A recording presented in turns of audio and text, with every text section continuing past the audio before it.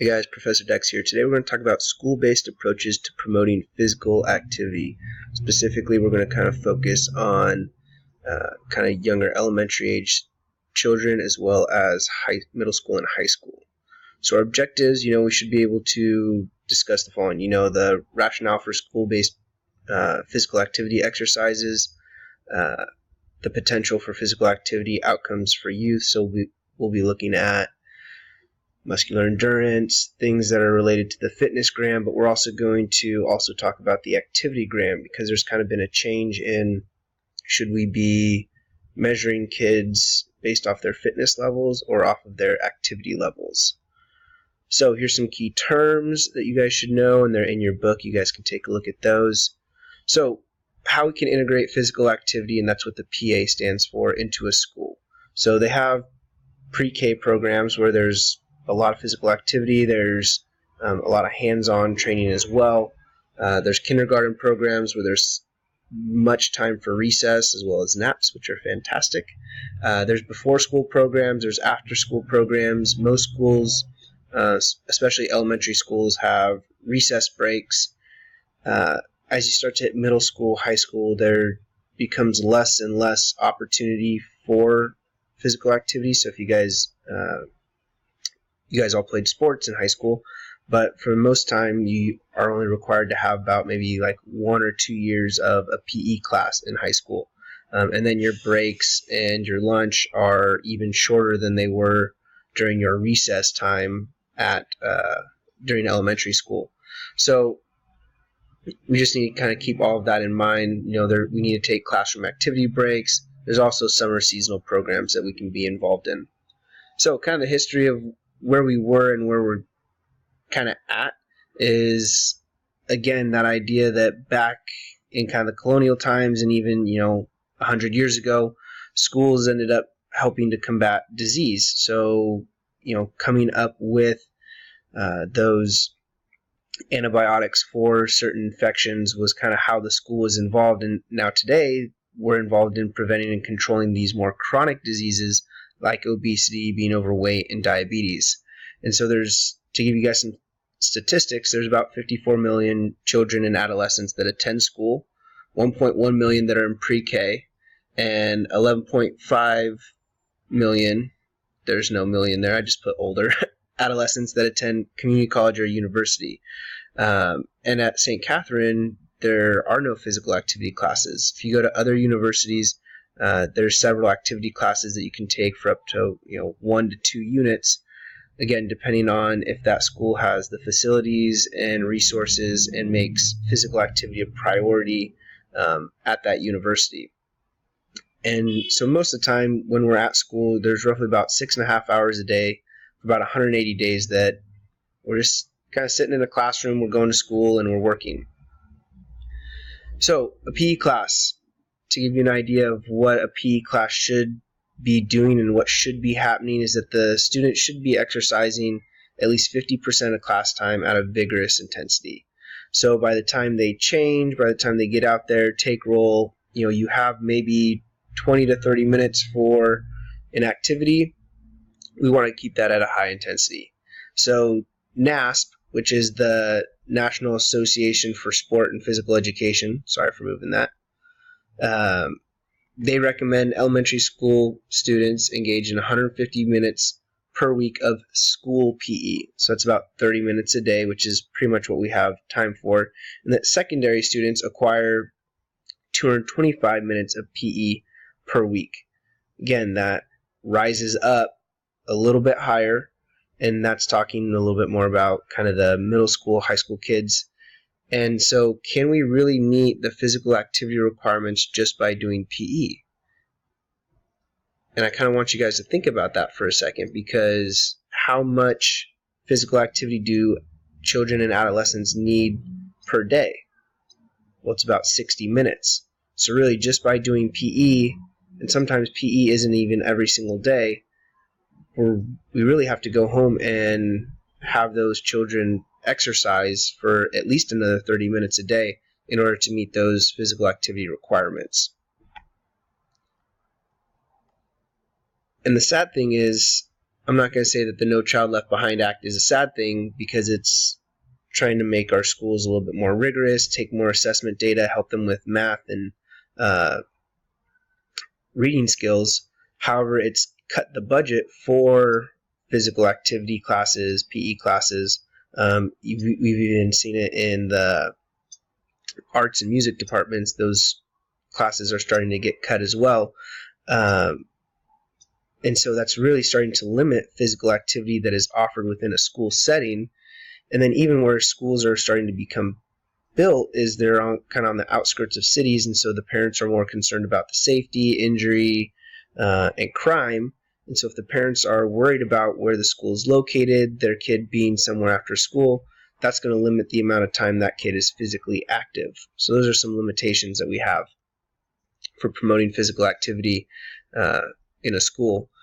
And so if the kids are physically active, we see similar adaptations that we'd see pretty much with an adult, except for hypertrophy or enhanced muscle growth. So we'll see an increase in VO2 max, meaning their cardiorespiratory system is more enhanced, better bone health. We see increases in strength and muscular endurance, which mainly comes from neural adaptations. Like I said, it doesn't really come from muscular adaptations or hypertrophy, because we're just not in that mature state yet. We see a reduced risk of metabolic dysfunction and enhanced motor skills. The one thing we do need to be careful of is kids are still learning how to move and move efficiently, and so we need to watch that risk of injury. And if we can keep these kids physically active, let them know about the benefits, help them get more physically active, because if they're more physically active, they're going to be more fit. This is going to lead to them continuing with exercise and remaining more active as they get older. If you want to see some more kind of adaptations that happen with physical activity in youth, that's on page 199. You guys can, I recommend taking a look at that. So how can we measure fitness, and how can we measure physical activity? So we know about the FitnessGram, we know about the President's Challenge, we all did it. You do max push-ups, max sit-ups, run your mile time, and if you're in the President's Elite, you get a little certificate. If you're not, you're just kind of hung out to dry. But is that really a measure of physical activity?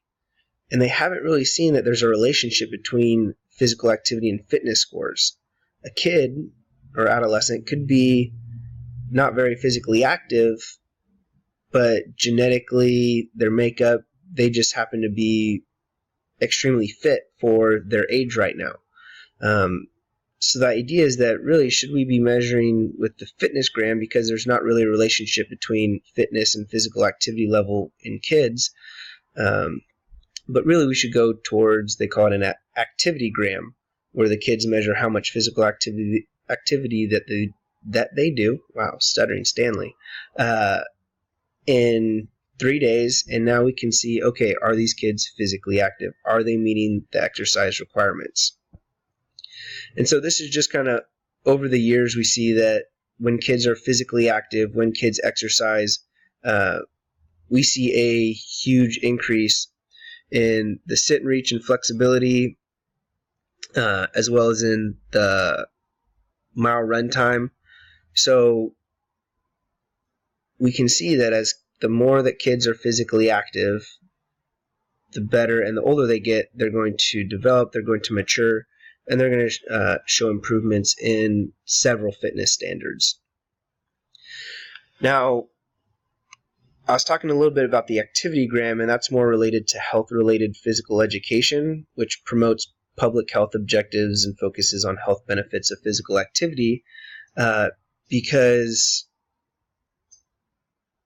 in today's society, people can get embarrassed, angry, feel uncomfortable when they're being measured on fitness and performance.